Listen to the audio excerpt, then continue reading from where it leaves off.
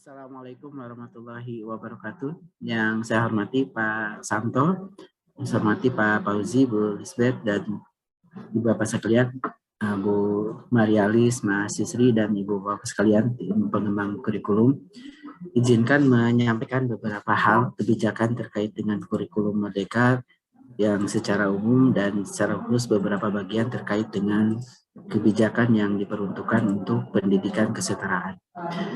Ibu Bapak, pertama perlu kami sampaikan, Kementerian dalam hal mengimplementasikan kurikulum Merdeka ini tentunya telah melakukan revisi terkait dengan regulasinya.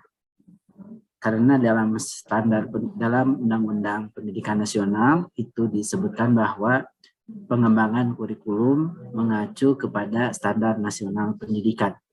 Dengan kata lain, sebenarnya kita membedakan antara standar dan kurikulum, karena standar itu sebagai acuan dari kurikulum.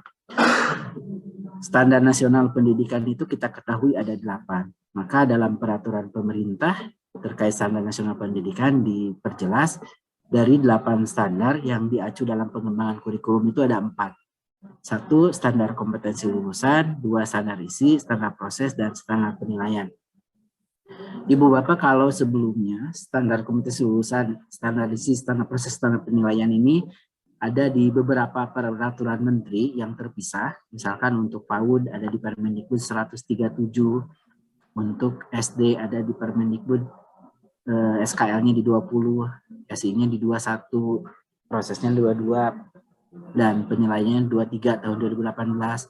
Untuk SMK ada di Permendikbud 34 tahun 2018. Dan untuk pendidikan khusus waktu itu sedang digodok. Nah, sekarang Bapak, Permendikbud ini di dalamnya sudah mencakup untuk keseluruhnya, baik pendidikan formal maupun non formal, termasuk berbagai jenisnya, mulai dari SD, SMP, SMA, termasuk paket A, paket B, paket C, SMK, termasuk SLB, SLBA, SLB, C, serta untuk PAUD. Jadi sudah mencakup seluruhnya. Maka nama regulasinya itu adalah mulai dari standar kompetensi lulusan pendidikan anak usia dini, jenjang pendidikan dasar, dan jenjang pendidikan menengah.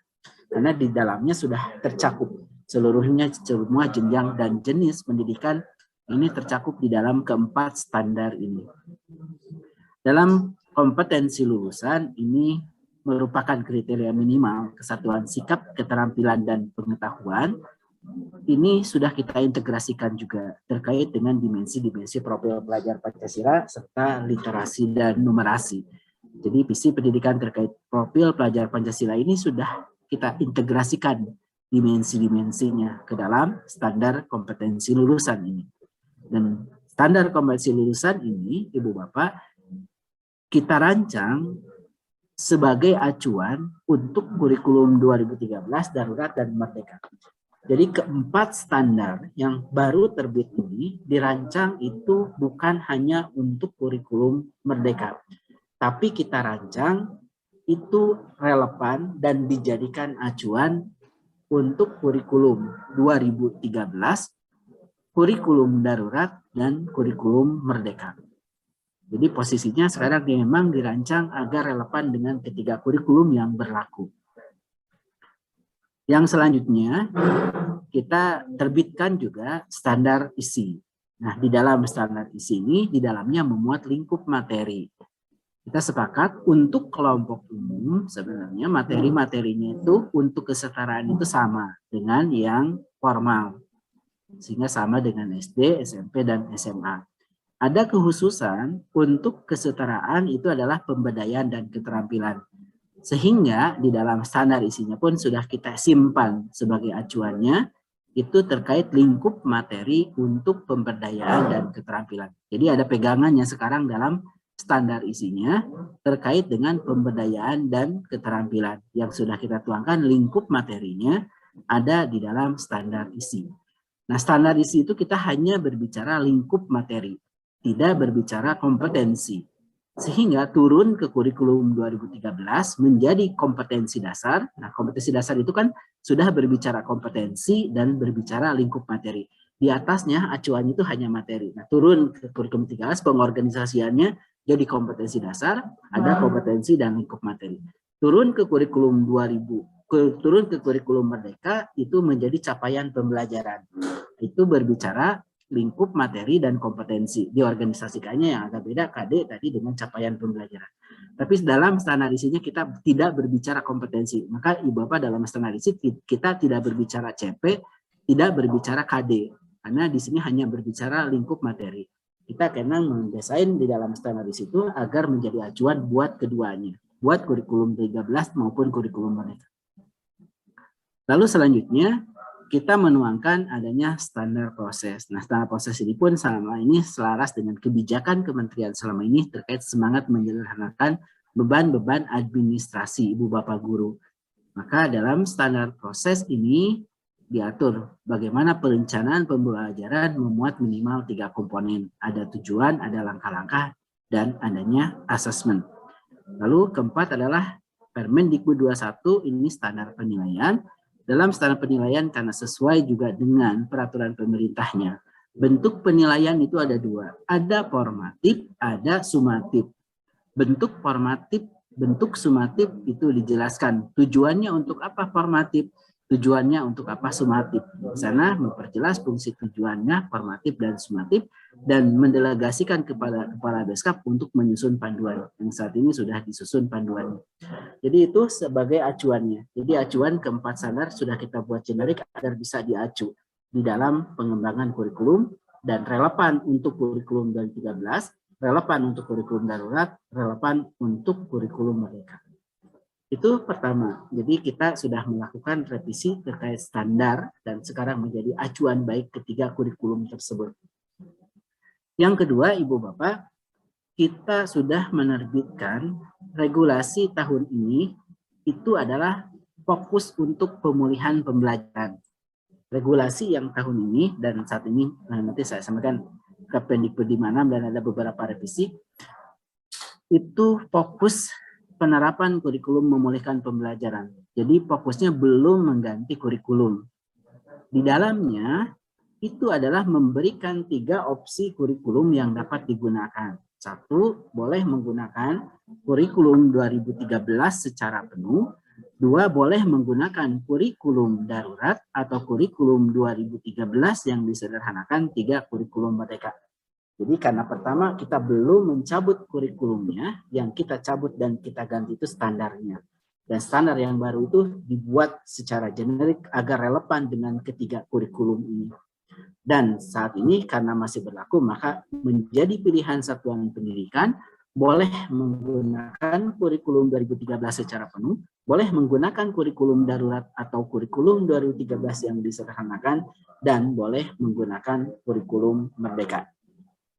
Bagi satuan-satuan pendidikan yang tertarik menggunakan kurikulum Merdeka itu diberikan kesempatan tanggal 11 Februari sampai tanggal 30 April untuk melakukan pendaftaran. Dan sampai saat ini sudah ditetapkan nama-nama satuan pendidikan yang sudah mendaftarnya.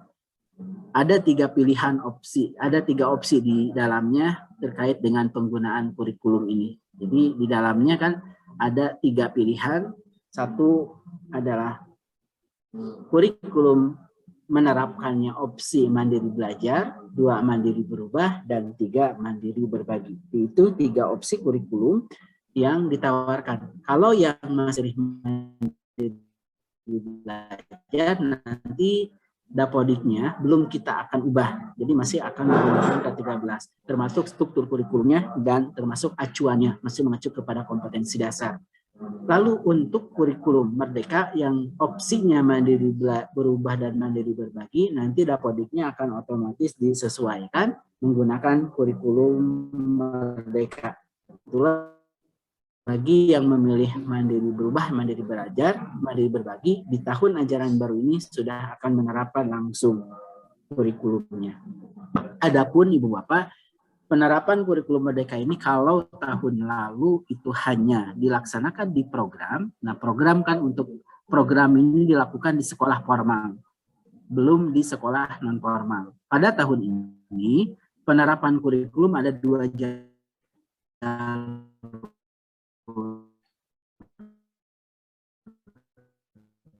jalur apapun yang tertarik silahkan mendaftar.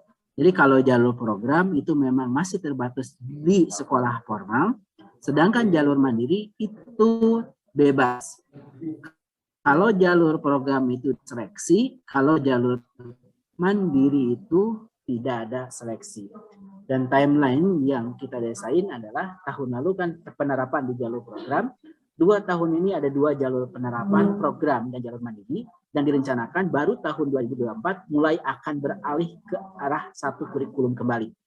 Dan mungkin bisa mulai bertahap gitu ya nantinya. Tapi 2024 itu bukan seluruhnya menggunakan kurikulum merdeka, tapi sudah didesain kurikulum akan menggantikannya akan hanya satu kurikulum secara bertahap. Jadi tahun ini kebijakannya masih memberikan beberapa alternatif kurikulum karena dirasa berdasarkan hasil evaluasi kita masih belum pulih karena kondisi pandemi sehingga memberikan beberapa alternatif kurikulum. Ke depan, kemungkinan kalau menurut rencana 2 tahun ke depan dirasa pembelajaran sudah pulih, maka akan mulai mengalih ke satu kurikulum. Di situ bukan berarti langsung 100% ke satu jenis.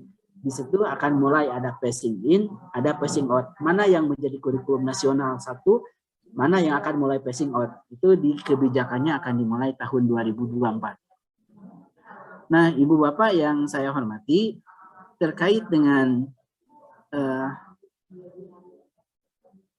kurikulum ini, penerapan kurikulum merdeka ini, dalam pengembangannya, pada saat kita mengembangkan kurikulum merdeka ini, ada 3 hal yang ingin kita perkuat. Karena perlu kami tegaskan, pengembangan kurikulum itu tidak dimulai dari nol. Tidak tiba-tiba mengganti seluruhnya. Apalagi untuk kesetaraan. Mungkin karakteristik ini itu sudah mulai muncul di dalam pembelajarannya, di dalam desainnya. Jadi disampaikan oleh Pak Samto, kesetaraan itu di dalam pelaksanaan itu sudah cukup fleksibel.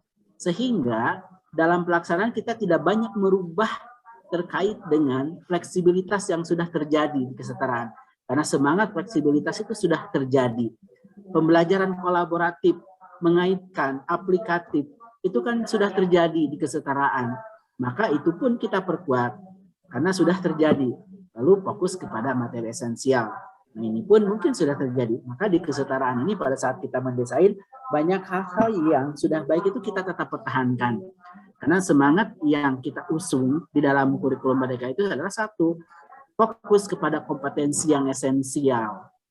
Fokus kepada kompetensi esensial agar apa? Agar pembelajarannya itu bisa mendalam, bisa bermakna. Ini yang kita perkuat. Yang kedua adalah pembelajaran yang berbasis proyek yang kolaboratif, aplikatif, dan lintas mata pelajaran. Ketiga adalah pengaturan jam yang fleksibel. Dan ini kan sudah terjadi. Maka terkait dengan kesetaraan pakai SKK itu kita tetap pertahankan. Ada hal-hal yang memang kita sesuaikan agar selaras kebijakannya itu dengan pendidikan formal. Misalnya terkait acuan pembelajarannya adalah capaian pembelajaran. Maka kita tetapkan untuk di kesetaraan ini sebagai acuan adalah capaian pembelajaran. Lalu kita sesuaikan karena di pendidikan formal itu mengenal fase, maka untuk terkait strukturnya kita tetapkan berdasarkan fase-fasenya. Itu yang kita sesuaikan. Lalu di dalam kebijakan formal adanya proyek penguatan profil pelajar Pancasila. Nah, kita desain proyek ini, penguatan profil ini bisa dicapai di dalam kesetaraan, namun pendekatannya yang mungkin agak beda dengan pendidikan formal. Kalau di pendidikan formal diambil waktunya dari setiap mata pelajaran, kalau untuk kesetaraan kita letakkan di kelompok pemberdayaan dan keterampilan. Nah itu, karena semangatnya apakah prinsip ini sudah terjadi, kalau memang sudah dilakukan, maka beberapa bagian yang perlu diselaraskan. Karena semangatnya bukan tiba-tiba asal beda, asal merubah. Tapi semangatnya apakah karakteristik ini sudah terwujud atau tidak. Nah kebetulan untuk kesetaraan dan dalam desain itu, semangat fleksibilitas sudah ada. Fokus kepada kompetensi ada, pembelajaran sudah ada. Tinggal kita menyelaraskan beberapa bagian dalam konsep kurikulumnya, beberapa bagian di dalam pelaksanaannya yang kita sesuaikan. Itu kedua yang perlu kami sampaikan. Jadi 3 karakteristik ini sebenarnya di dalam kesetaraan penyesuaiannya itu tidak terlalu banyak. Karena fleksibilitas sudah terjadi. Fokus kepada kompetensi esensial mulai sudah terjadi. Lalu bagaimana pembelajaran yang kolaboratif itu juga sudah diperkuat. Maka penempatan proyek penguatan pun kita simpan dalam kelompok pemberdayaan dan keterampilan. Itu yang kedua.